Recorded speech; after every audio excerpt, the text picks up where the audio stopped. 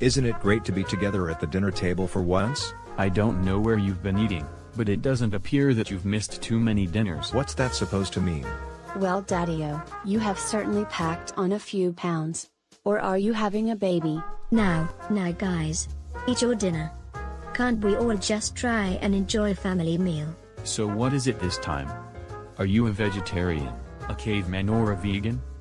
Enough of your mouth, James. Can't a man just enjoy a meal in his own home? Calm down, dear. Why not give my smart coffee a try? Now you're piling on? Don't tell me this is another one of your harebrained schemes. I think you should give it a try. Everyone else seems to love it.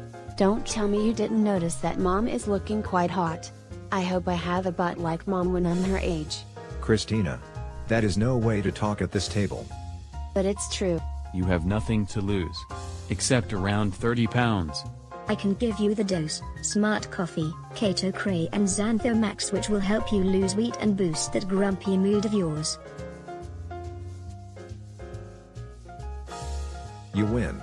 I'll give it a try.